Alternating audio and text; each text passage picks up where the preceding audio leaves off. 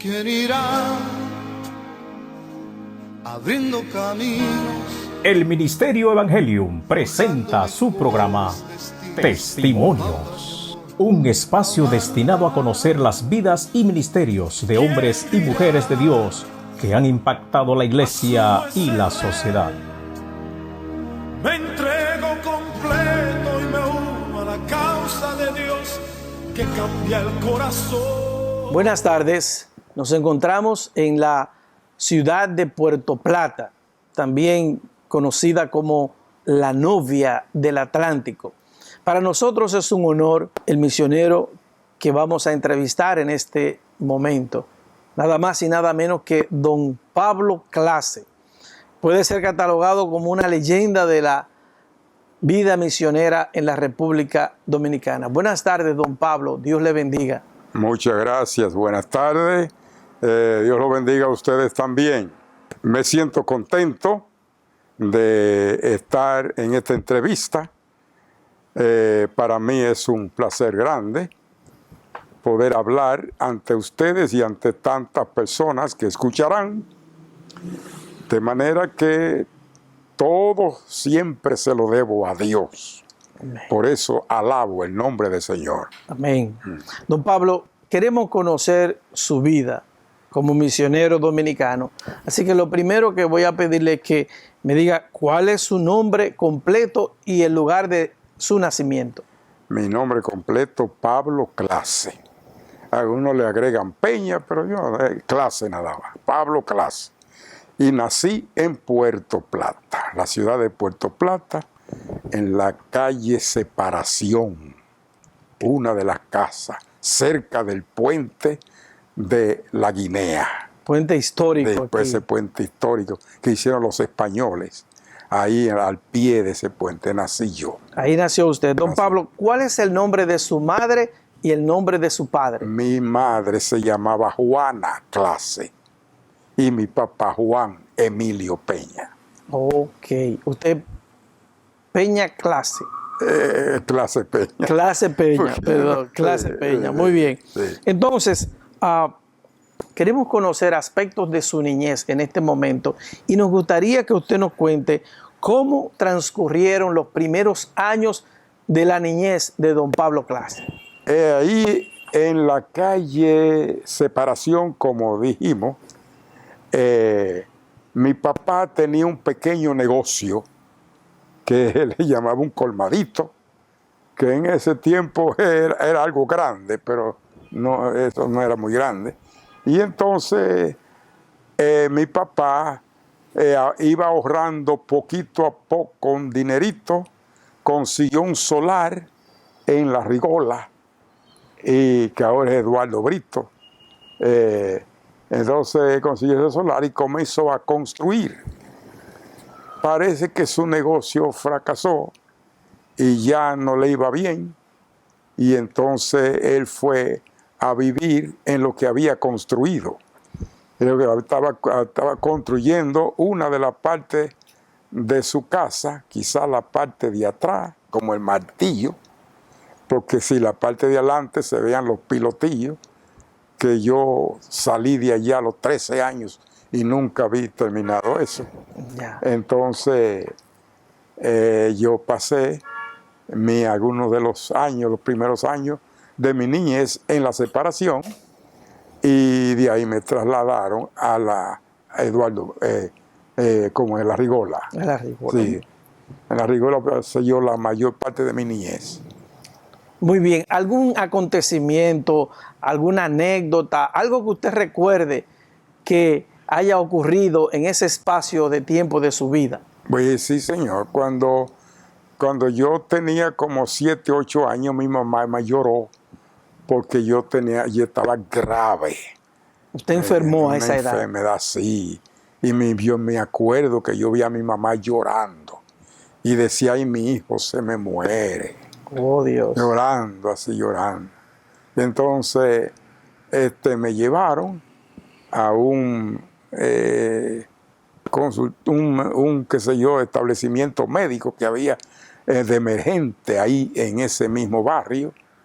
y me hicieron algunas cosas en la espalda, me acuerdo yo, ¿no?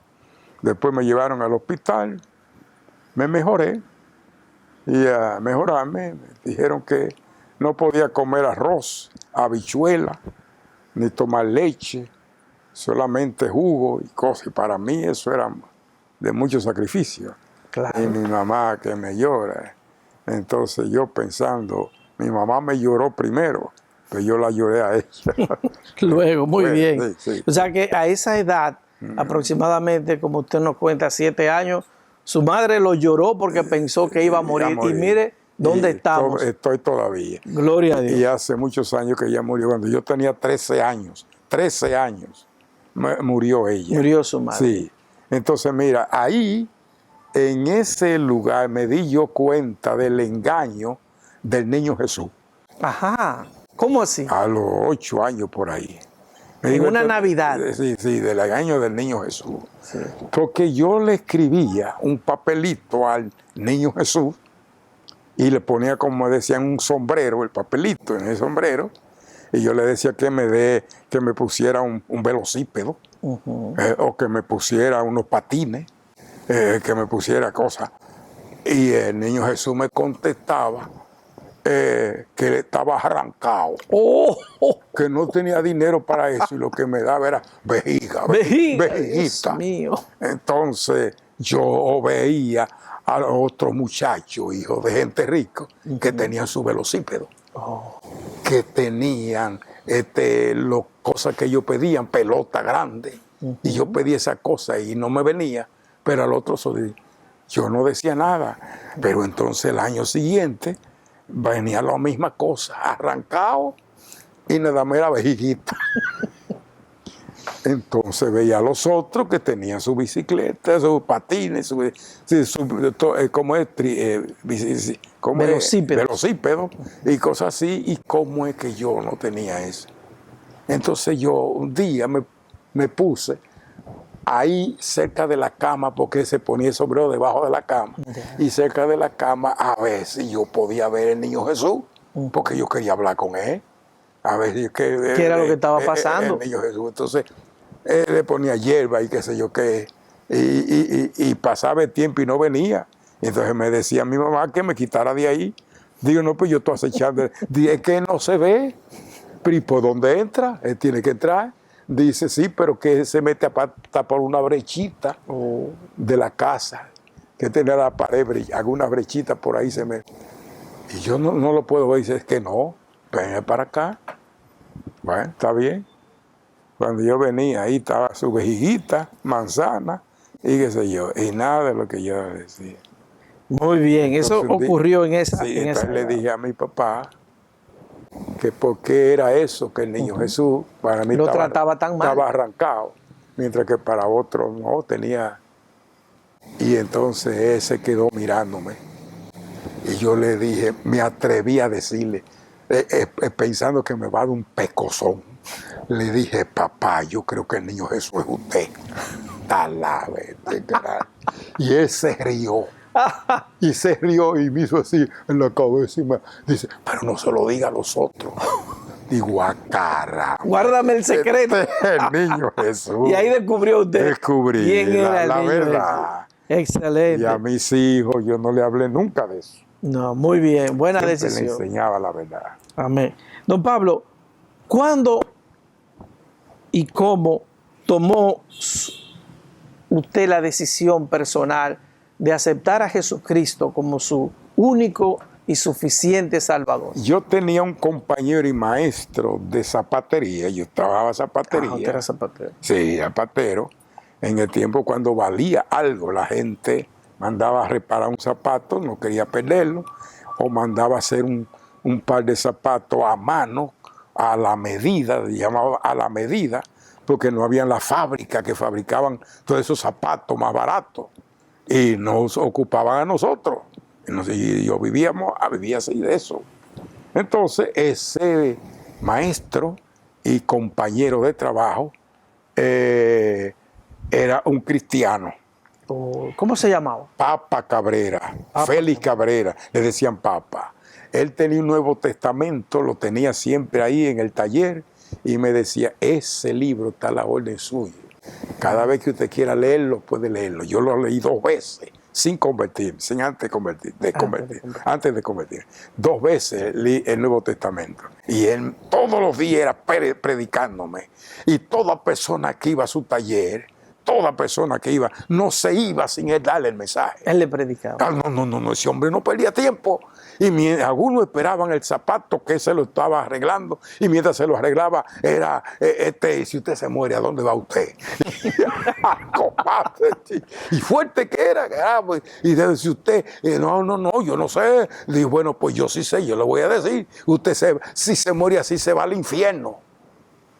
Pero si usted se arrepiente, usted se libra del infierno. Y comenzaba ahí a ver. Bueno, yo oía todos los días, cada rato el mensaje. Yo estaba bien empapado de lo que era eso.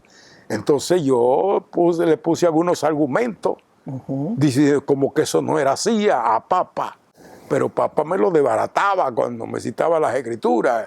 Entonces, bueno, él me invitaba a la iglesia, que vaya a la iglesia, y yo le decía que no, porque yo quería ir al teatro, a ver películas, y veía a algunos sitios donde había juegos, yo quería estar también. Bueno, entonces no iba, pero él siempre me invitaba, y al otro día siempre me preguntaba, ¿dónde estaba usted? Y yo le decía, yo estoy en el teatro. Una vez cogí el Nuevo Testamento, de memoria me lo aprendí, Apocalipsis 20. Y vi los muertos grandes y pequeños, todo delante de Dios. Y el infierno dio sus muertos, el Hades dio sus muertos, y la muerte dio sus muertos. Y los libros estaban escritos las cosas que ellos hicieron. Y los muertos fueron juzgados según las cosas que estaban escritas en los libros. Y el que no fue hallado inscrito en el libro de la vida fue lanzado al lago de fuego. Y me decía, allá va usted. Coche, y cuando él me decía así, allá va usted, yo sentado, me entraba un frito ahí, un frito. En la cabeza. En la cabeza, en los cabellos. Y sentí un calorcito en la espalda. Calorcito en la espalda y un frito en los cabellos. Y adentro me decía mi conciencia, es verdad, tú vas para allá. Mi madre. Caramba. Yo iba caminando para mi casa cuando iba a comer para volver otra vez. Y eran pensando en eso que me decía. Pero como que la gente dice que eso es del diablo, como que la gente dice que eso no es de Dios, eso convertirse del diablo, qué sé yo qué. Bueno, pero ¿qué va? A la vez ahí. Cada vez que yo iba por el lunes en la mañana, el mismo mensaje. Al infierno allá va usted. Mi madre, caramba. Y pasó el tiempo. Llegó el momento que yo me convencí de la verdad. Y a convencerme de la verdad, comencé a hablarle a mi compañero que yo también compraba botellas vacías, hacía negocios, caja vacía, botella y frasco y cuántas cosas. Ganaba mucho dinero. Entonces, le predicaba a ellos. Ellos creían que ya yo era evangélico. Yo no era. Te predicaba aún sin ser evangélico. Sin ser evangélico, porque yo no hallaba qué hacer. Digo, esto es la verdad. Y cuando alguien decía algo en contra, yo salía ahí defendiendo la cosa. Y predicando la palabra y que sin yo. Y cuando me veían que yo hacía alguna cosa, decía alguna palabra, yo no hallaba qué hacer. Porque no me atrevía a decirle, yo no soy nada. Porque ellos se creían que sí. Pero no me atrevía tampoco a decir de lo contrario a lo que ellos me decían, ¿va? Y de esa manera pasó el tiempo. Y ya yo le había hablado a mucha gente estaban oyendo y creyendo que así era como yo le hablaba, y que se iban muchos amigos, compañeros. Entonces, pues, una noche yo salía del teatro, el Teatro Apolo, que existía en aquel tiempo aquí en Puerto Plata. Era de madera y después se quemó. La salida del teatro de ver una película llamada El Jorobado de Nuestra Señora de París. Y yo pensaba ver esa película la noche siguiente que la iban a repetir. Como me gustó tanto y me impresionó tanto las injusticias que cometían con ese jorobado, que yo me dije, la noche siguiente vuelvo a verla. Entonces yo pensé, fue al teatro. Volver al teatro la noche siguiente, lunes. Y entonces cuando yo me iba para mi casa, que estaba mi papá vivo, mi mamá ya había muerto y mis hermanos estaban vivos también. Entonces yo iba para mi casa a dormir. En el camino, como si fuera un flechazo, me vino así eso a la mente. Si el Señor Jesucristo hubiera venido y te hubiera hallado en el teatro sin arrepentimiento, ¿qué hubiera sido de ti? Y cuando vino, digo, no, yo no tengo que pensar en esto ahora. Yo tengo que pensar en esto ahora. Y trataba de pensar en otra cosa muy lejos de eso. Pues si yo voy a ver esa película mañana, pues tengo yo que pensar. Y seguía caminando, y tratando de no pensar en eso. Pero sin darme cuenta, venía otra vez el pensamiento como un flechazo. Y no podía quitarlo de la mente. Si el Señor hubiera venido y te halla sin arrepentimiento en el teatro, ¿qué hubiera sido de ti? Óyeme, y volví a luchar. No, yo no tengo que estar pensando en eso. Y iba caminando y caminando, pensé en otra cosa muy, muy lejos de eso. Pero pensando en eso tan lejos, caía otra vez antes de llegar a mi casa. Y cuando la tercera vez yo vi que caía siempre esa idea, ese pensamiento, yo dije, no, esto es el Señor. Dije, esto es el Señor que me está llamando. Y le dije, Señor, ya, hasta aquí. No lucho más. No, yo hasta aquí. Cuando llegue a mi casa, me voy a entregar a ti. Voy a hacer mi decisión por Jesucristo. Y dejó de molestarme el pensamiento. Fui tranquilo. Las luces apagadas, las prendí. Me arrodillé para acostarme. Hice la oración. Porque ya él me había explicado todo cómo era. Todo lo que debía hacer. Y en sueños. Yo no le dije todos los sueños que había tenido, carajo. Primero, bueno, esta historia con mucho detalle. Te estoy diciendo cosas así brincadas. Sí. ¿Usted recuerda la fecha, don Pablo, de ese día? De la conversión. Sí, de su conversión. Sí, el día 2 de junio 2 de junio del año 1946. 46. Usted tiene buena memoria, don Pablo. Sí, eso es de 2 meses antes de aquel gran temblor de tierra, que no hizo mucho daño porque las casas eran de madera. Sí. El temblor de tierra ya yo tenía 2 meses de convertido. De ser creyente. En el temblor. Y en el temblor de tierra yo me di mucho gusto. A donde quiera que yo veía un grupo me paraba a predicarle. ¿El evangelio? Así, sí, como así, el hermano, a predicarle, arrepiéntase, qué sé yo. Y algunos caían, cuando venía, temblaba la tierra, caían de rodillas. Misericordia, Señor. Y digo, arrepiéntanse para que se libren del infierno, caramba. Y donde quiera que yo veía un grupito, me paraba. Yo no iba de pronto. Me paraba de una vez a hablarle, porque no podía dejarlo pasar ese grupo sin decirle algo de Jesucristo. Me propuse de una vez hablarle a toda mi familia, hasta siendo tío, primo, todos los evangelicé. Gracias a Dios que casi todos los que se han ido con el Señor. Qué bueno. De la familia mía. Entonces, eso fue una cosa grande. Mi papá decía que yo me había puesto loco. Su papá. Mi papá. Y que no le gustaba eso. Y un día lo puse yo, un día estaba yo leyendo en la Biblia un discurso de Pablo en Jerusalén, diciendo, cuando le interrumpió Félix, dice, Pablo, las muchas palabras, tú estás loco, las muchas letras te vuelven loco.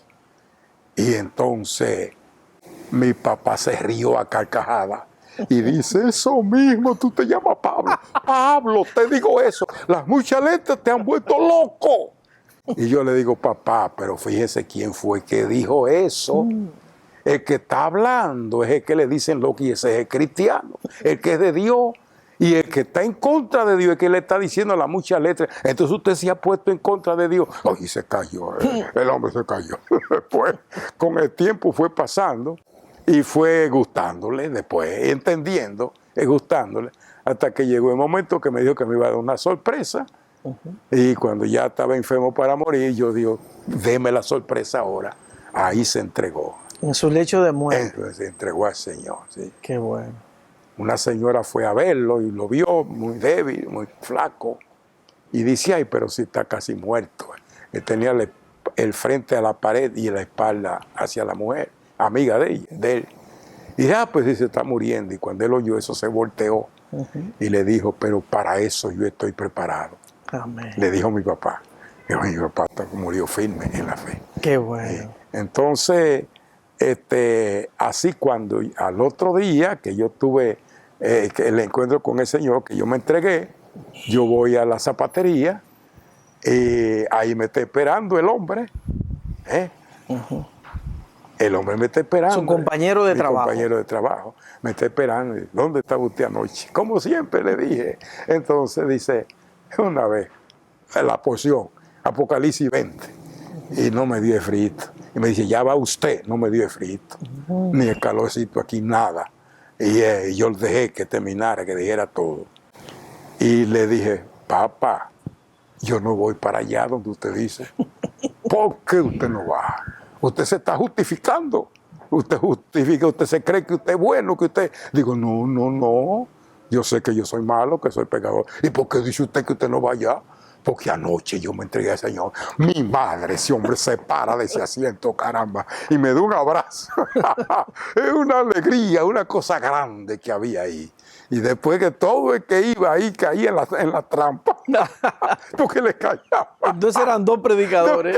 Callaban los dos ahí, uno lo soltaba y el otro, a veces le iba allá donde su mujer, cuando venía a mediodía a comer, y le decía a la mujer, dice, allá fulano se estaba justificando por su buenas obras, y lo metí en el infierno, allá lo dejé.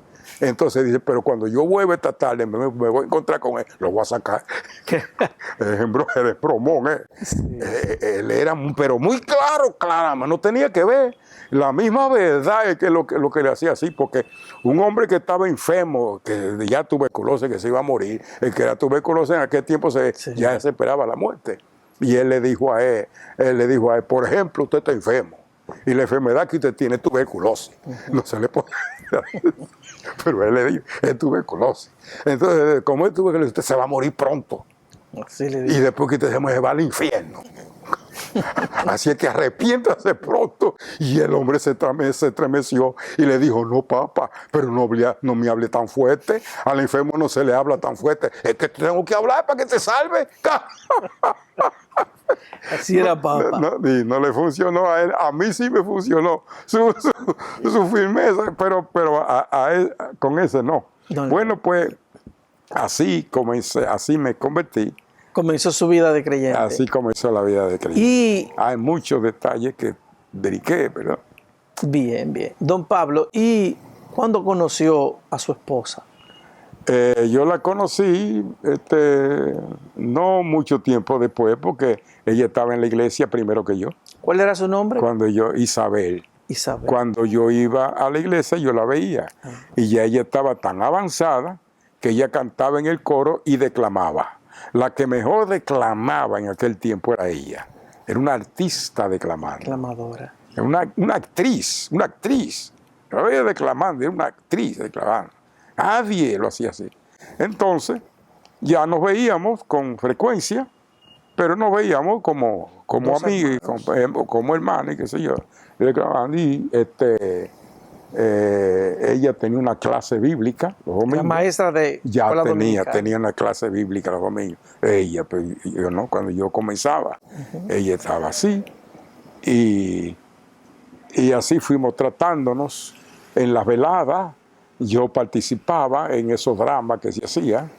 Y una vez hicimos el drama de una Navidad sin dinero. Ella era la esposa y yo el esposo. Oh. Y nos nacieron como 7 hijos. Ya, en el drama. En el drama. 7 menos, uno menos que en la vida real. En la vida real. Entonces, que una Navidad sin dinero, pobre. Y que ella me ponía la mano. Y yo de espalda pensando en esa pobreza y que no tenía nada para mis hijos. Dice, ay, mis hijos, eso es lo que más me duele.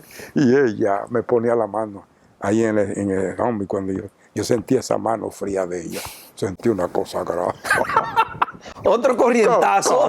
Ay, esa mano que sale un rato y te distraerá por ahí. Eso era en el drama. En el drama. Y cuando estábamos ensayando, eso era todos los días que estábamos ensayando eso en el drama. Y varios dramas hicimos, y con otras personas en ese tiempo. la gente llenaba la capilla para ver esos dramas, porque eran bien presentados. Sí. Mr. Reed sabía mucho de eso, de cine y de teatro, de presentaciones, sabía mucho. Y el lenguaje mío me ayudó eso, porque ellos me enseñaban a decir las palabras como eran, con la dicción correcta, y entonces yo iba aprendiendo y comencé a hablar así. Ya. Eso me ayudó muchísimo. Usted mencionó a Mr. Reed. Cuéntenos algo de su relación con Mr. Reed. Muy buena.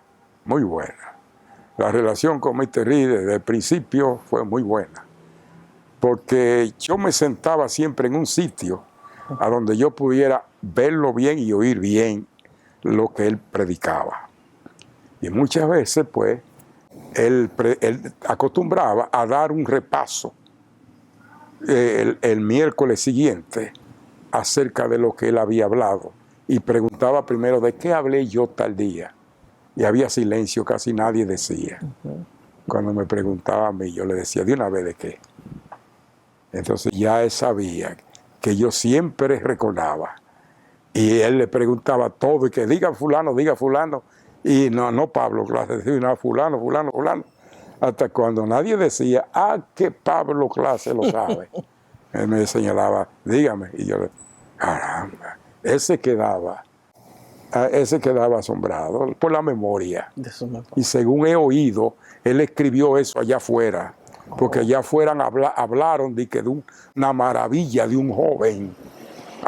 Oí yo después que en una revista y que hablaron y ese era bueno. Entonces, siempre buena.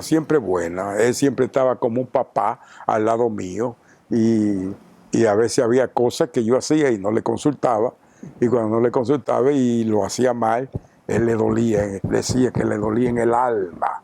Me duele hasta aquí dentro, me decía. Y digo, caramba, pero ese es como otro papá, me duele hasta aquí dentro. Le tenía mucho cariño a usted. Cuando se celebraban los cursillos bíblicos, él siempre tomaba parte, él era de los principales, y los hermanos decían que me elogiaba mucho, decía muchas cosas acerca de mí. Bueno, llegó el momento cuando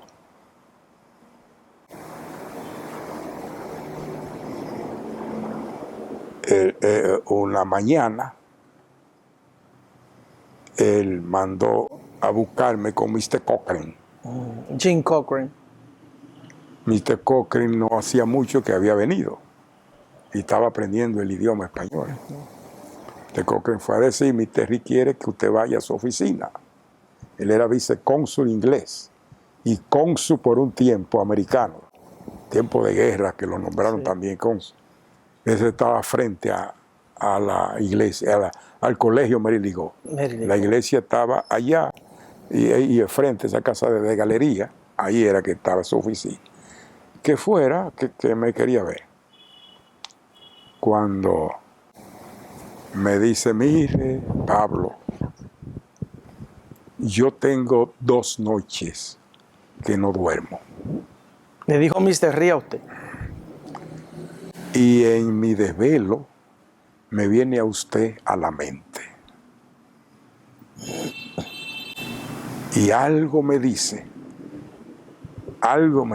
ahí tiene usted a un joven, aprovéchelo, un joven de talento, aprovéchelo. Eso me dijo él, terrible, que le decía, de manera que aprovéchelo.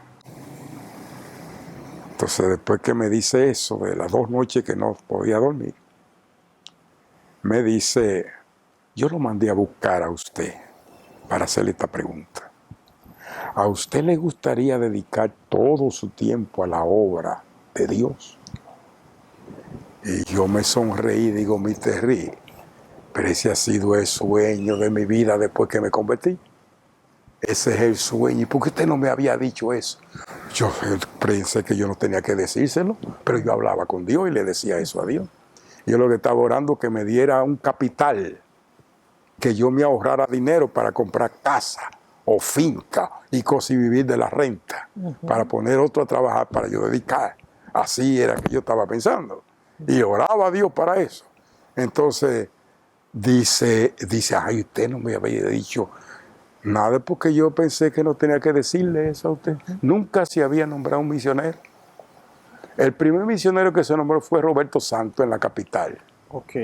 Pero no hacía mucho que se había nombrado cuando en esa entrevista. Pero ¿Usted recuerda ese año de Roberto? Yo como 2 años antes que yo.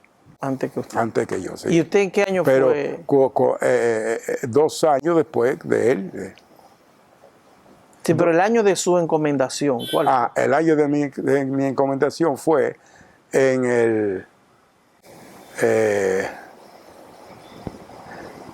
déjamelo calcular. Yo tenía 20. Bueno, estoy pensando. Yo me convertí a los 17 años. 6 años después... En el 46, ¿verdad? Sí, en el 46. 6 años después me casé. Muy bien, estamos hablando del 52. De 23, sí, de 23 años. 6 años después fue mi encomendación. En el 58. Ya tenía 12 años en el Evangelio. Okay. Y 17 serían. ¿Usted recuerda la fecha de la encomendación o la ocasión? Fue como en los últimos meses del año. Fue de septiembre a octubre por ahí, o noviembre por ahí. Entre esos últimos meses, no recuerdo. Muy bien. Pero recuerdo el año, sí. Don Pablo, hay una anécdota que usted me contó hace un tiempo de una pregunta que Mr. Reed le hizo a usted antes de su encomendación con relación a su deuda. Usted puede contarnos. Eso fue después de la encomendación. Después. Eso fue después. Cuénteme eso, cuéntanos eso. Porque, ¿Usted quiere ese adelanto? sí, para que no quede aquí, para los que no la han oído esa historia. Sí, bueno, pues eso ya estoy adelantándonos a la historia. Antes de eso, tenemos que hablar de doña Isabel. ¿Cuándo ustedes se casaron? Sí, bueno, 6 años después de convertido, de que me lo casamos. ¿Y cómo fue ese momento cuando usted le pidió amores o el compromiso? ¿Recuerda algo de eso? Yo tenía el deseo de hacerlo, pero no me sentí preparado para hacerlo, para mantener una mujer. Okay. Porque fuimos enseñados desde temprano que uno no se dirigía a ninguna muchacha a pedirle amores si usted no tiene para mantener a esa muchacha. Porque el padre me va a preguntar, ¿y cómo usted la va a mantener si yo le doy a mi hija para que sea novia? ¿Cuándo usted se va a casar? ¿Con qué usted la va a mantener? Había que decirle algo. Entonces uno aprendió que yo tenía que tener algo, ¿sabe? La aspiración mía era hacerme rico. Tener mucho dinero. Yo iba en ese camino antes de convertirme. Sí. Haciendo negocio. Yo iba en ese camino, pero algo me pasó que me desbarató. Y fue eso lo que me hizo pensar en yo mismo, eliminarme. Agotar todos los recursos, pero cuando tuviera 25 años, yo mismo me iba a eliminar. Llegó a pensar eso. Así, no se lo dije a nadie sabía eso. Nadie, ni el mejor amigo, porque si se lo digo a alguien me van a estar acechando para que cuando yo lo vaya a hacer me lo van a impedir, yo no quiero. Pero ya yo tenía todo planeado, solamente que esperaba la fecha, porque yo veía que se me estaba haciendo más difícil, se me alejaba más esa posibilidad. Y no me casaré hasta no tener los 25 años. Bueno, cuando me convertí, eso se acabó, y ese es un capítulo que desapareció. Esa es una etapa que desapareció. Ya el deseo de yo matarme, eso se acabó. Yo le digo a la gente, si ustedes me hallan que Pablo Plaza está muerto por ahí y con un revólver ahí, díganle que no, busquen el criminal, que ese no fui yo, porque yo no tengo ese pensar. Bueno, pero ahí estaba a los 17 años. Yo me convertí a 17 años y 5 meses, 6. Y luego vino la boda con doña Isabel. ¿Cuántos hijos procrearon ustedes dos? 8, 9 con una que murió. 9. ¿Usted me puede decir los nombres? Sí, cada uno. cómo no. Primero Pablo. El segundo Juan Marcos. Tercero Felipe, ese falleció. Ese tenía 47 años, ¿no? Falleció y dejó 2 hijas que son señoritas ya. Bien, Felipe, el cuarto, Elías, el quinto, Rubén, el sexto ya la primera hembra, Ya, que es María, María. el séptimo, la segunda hembra, no, que esa se murió, nació y murió a los 7 meses. Entonces vino Lidia. Sí. Después de Lidia vino entonces Priscila, esa es la última. La Son última. 8 8 hijos. con ella, sí. Que la otra no se crió, sino que murió antes. Muy bien. Y de los 8 que se criaron, pues hay uno que murió, el número tercero, el número 3. Muy bien. Don Pablo, algo que nos gustaría saber, ¿cómo fueron sus inicios en la obra misionera?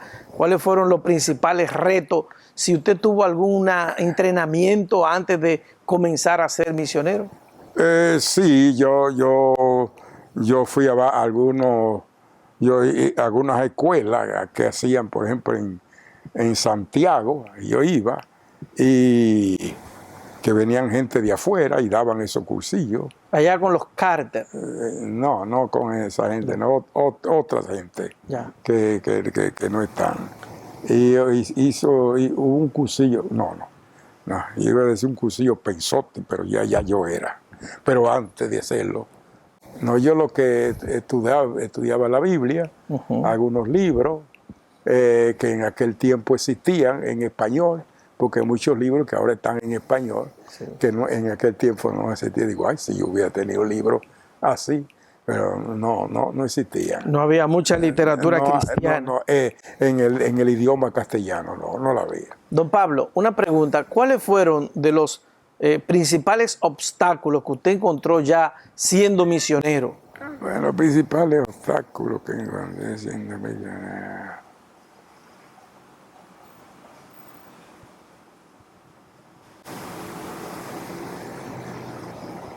Ahora mismo no recuerdo, ¿no? No recuerda. Usted mayormente se dedicó a predicar, A predicar, sí. como predicador del Como evangelio. predicador. Y yo hacía todo lo que estaba a mi alcance. ¿En cuál ministerio usted trabajaba? Yo visitaba las iglesias que existían, y cuando había algún problema y yo podía ayudar, la gente comenzó desde temprano a tenerme confianza y pensar que yo sabía mucho y que podía orientarlo. Y la gente me consultaba y eso me ayudó muchísimo, las consultas y las preguntas y cosas. Y yo visitaba las iglesias a caballo, iba a Sosúa, a Gaspar Hernández, a Madre Vieja, acá a las Angosturas, y a caballo. Desde aquí de Puerto Plata. A caballo, sí. Usted Entonces, tuvo... en Sosúa yo iba a veces a caballo cuando iba de aquí por la Gran Parada directo, Sí. pero si iba a Sosúa, iba en vehículo, y de ahí había un caballo que me estaba esperando. Había un señor llamado Chucho Pedro Jesús Oval, que tenía un caballo blanco, que cada vez que yo iba le decía, mándeme ese caballo blanco, caramba, ese caballo volaba, y un paso cómodo, como si fuera un avión. En un momento ese caballo estaba en Madre Vieja y uno descansado. ¡Qué maravilla, caramba! Y entonces íbamos a diferentes lugares a predicar.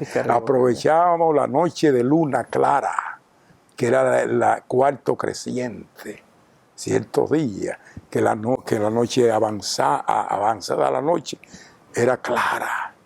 Y la gente se animaba a asistir a los cultos cuando la noche es así, lo del campo.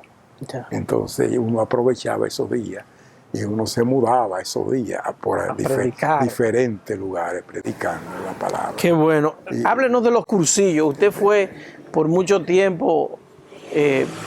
No, fui quizás de los primeros, pero no de los iniciadores. Los que iniciaron el cursillo bíblico fueron Mr. Cochrane y Mr. McIntosh. Mr. McIntosh se murió, Mr. Cochrane vive, está en el Canadá ya. Del Canadá vino y volvió. Se le murió la esposa, está allí en el Canadá. Esos fueron los primeros, los que iniciaron y crearon el cursillo bíblico. Y el cursillo bíblico ellos lo hicieron con el fin de unir a las iglesias de la costa norte. Porque la obra evangélica del templo bíblico, que nosotros decimos templo bíblico, pero antes era evangélica, y antes los misioneros no decían, pero después descubrimos que veníamos de los Plymouth Brothers, de los hermanos que se reunían en Inglaterra, que se formó ese grupo sin ponerse nombre de ningún grupo, que decir que nada más eran los hermanos. Pero como se reunían en la calle Plymouth o la ciudad de Plymouth, no sé si era la calle o la ciudad, la gente comenzó a decir los hermanos de Plymouth. Ya le pusieron un Plymouth, pero eso era, así era que nos llamaban. Y las iglesias tenían diferentes nombres. Había una iglesia que se llamaba evangélica. La iglesia de Gaspar Hernández era Casa de Dios. La iglesia de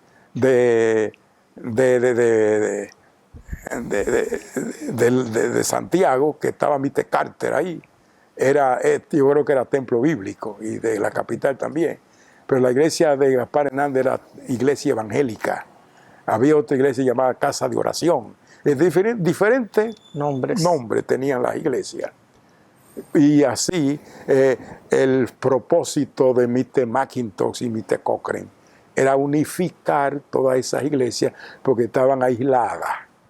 Y a veces una no sabía de la otra, y eso era aprovechado por algunos obreros medio dudosos que venían a la costa, directamente a la costa norte, sin tener a nadie a quien pedirle permiso. Se metían entre todas esas iglesias en los campos y enseñaban falsa doctrina. Y después tenía Mr. Rick que ir corrigiendo esa doctrina, pero le costaba trabajo, a mucha gente le costó trabajo, ¿sabes? Y aceptar esa doctrina de Mr. Rick, pero los otros que la aceptaron, que algunos eran de otro grupo, pero se unieron a Mr. Rick y fueron de nosotros. Entonces esa es otra historia de cómo vino a ser templo bíblico. En vez de esos diferentes nombres, esa es otra historia. No me meto en eso ahora. Muy bien. Entonces, yo puedo decir que uno de los problemas que yo me encontré era eso, que alguna gente pertenecían a otros grupos y eran tenían otras creencias. Y entonces a veces me daba trabajo convencerlo de que esa no era la verdad, sana doctrina. Pero yo le decía, aunque no es la sana verdad, no quiere decir que usted y yo no nos podemos tratar. Vamos a seguir tratándonos como hermanos, porque usted y yo somos hermanos. No amamos a Jesucristo, lo dice así, pues vamos a seguir tratándonos. No hay que separarse ni nada de eso. Así yo le decía. Me querían, los hermanos me querían en los campos, mucho, desde el principio. Y todos esos hermanos de la costa norte fueron los que fundaron la mayoría de las iglesias en la capital. Sí. Algunas iglesias se nutrieron con ellos porque ellos fueron buscando mejoría, y otras iglesias se crearon con ellos. Entonces, cuando ellos se mudaban, que iban, ellos decían, me invitaban para que yo fuera a la inauguración, y decir que yo estaba en la inauguración del comienzo de muchas de esas obras. Y algunos no estaban en el comienzo, pero en los comienzos, cuando estaba al principio, porque ellos me conocían y me invitaban, y yo iba ahí a esa. ¿Usted recuerda los nombres de esas iglesias que le invitaban? ¿Cuáles eran? Sí. ¿En Santo Domingo? Sí, la iglesia de la Marco de Rosario, y la iglesia de Trina Moya. La iglesia de alguna iglesia que estaba en Guachupita, no sé si esto está todavía el nombre, pero hay la iglesia del padre de la casa, ¿cómo es? A donde esa iglesia de la... ¿Quiénes eran los líderes de esa iglesia en esa época? Los líderes, sí, estaban los líderes de esa iglesia. Primero era uno que fue preso, estaba preso en la política, preso de Trujillo. Y no me acuerdo cómo se llama, pues era uno de los líderes. Después vinieron otros más. Fonchi llegó a ser un líder ahí. En Santo Domingo, Fonchi Locua. Sí. Y Manuel Manolo Reynoso, que era de Puerto Plata, pero se trasladó a la capital, llegó a ser uno de los líderes de ahí. De esa iglesia. Y el mismo Félix Cabrera, Papa, llegó a ser uno de los líderes ahí. Es decir, que yo iba a esas iglesias, yo visitaba. Sí, pero la iglesia de los Tres Brazos, ahí en el comienzo sí yo estaba en esa iglesia. En los Tres Brazos, porque me invitaron esa gente de la Cabirma, donde yo iba con frecuencia a caballo, cerca de Cabrera, por ahí. Entonces, yo sabía de todas esas iglesias, todas esas cosas. Y entonces algunas personas que no querían comulgar conmigo, ni orar conmigo, es la dificultad que yo hallaba, porque eran los llamados los cerrados. Ya. Otros los llaman los exclusivos, que no se debe tomar la comunión en una tacita, sino todo en una sola copa. Ya. Hay uno por uno. Es la misma copa, la misma copa. ¿Qué le parece? Sí, sí. Entonces, en las iglesias de más claro, pues se usaban las copitas, pero en esas iglesias una sola copa.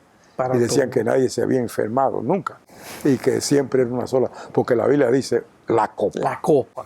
Entonces la copa, pero dice, cuando dice bebé de ella todos. Si hubiera dicho bebé en ella, todo. Pero bebé de ella. Es decir, que puede sacarse en otra vasija y llevarla, ¿entiendes cómo? Y yo fui a una iglesia una vez, a donde está Rosario. Fue a esa iglesia, ahí toditos tomaban la Santa Cena en una sola copa. Y cuando yo vi eso, la primera vez que fui, ya las otras yo sabía, pero la primera vez que fui, digo, caramba, aquí, pues yo estaba sentado adelante. Digo, pues cuando venga, me van a dar mi primero. Ahí, y me dieron primero, me dieron, ¿sí o no? Me dieron la copa, ¡pa! Y después que la repasaron todo, que volvió, quedó. Y me dice la Biblia, bebé de ella todo, la ve todo. Como no saben bien leer, me dice, bebé de ella todos. Esa, no se la ponía. Bebé de ella todo. Quiere decir que el contenido, esto hay que eliminarlo y dejar la copa vacía. Entonces, cuando tenía un poquito, volvieron a dármela. Digo yo, pero ya yo la tomé. Dice, sí, pero dice bebé de ella todo. Es todo. Ay, mi madre, cara. Ahora sí me tocó la cosa. Ahora yo bebé la baba de todito. Mi madre, cara. Después de ahí yo hablé con los líderes y le dije que no, eso no era así. Y eran 12 discípulos, con esos 12 se podía hacer eso. Claro, pero claro. Aquí hay mucho. Entonces yo le expliqué, ese todo lleva una S, es todos. Que todos tomen de la misma copa, de esa copa, pero no en la misma, sino de la misma. Que sí, que si yo la vacío en otro, eso no hace nada. Yo no estoy violando nada. Y qué sé yo. Bueno, y tenía ciertas dificultades con esa cuestión. Con ese tema. Algunos hermanos se desentendieron de eso y ya, pero otros no.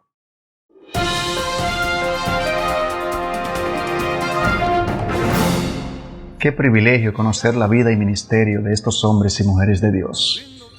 Pensando en ello, nos viene a la mente el Salmo 1, son como árbol plantado junto a corrientes de aguas, que da su fruto en su tiempo y su hoja no cae. Muchas gracias por compartir este espacio con nosotros. Esperamos que haya sido de bendición para su vida. Si así ha sido, nos encantaría saberlo.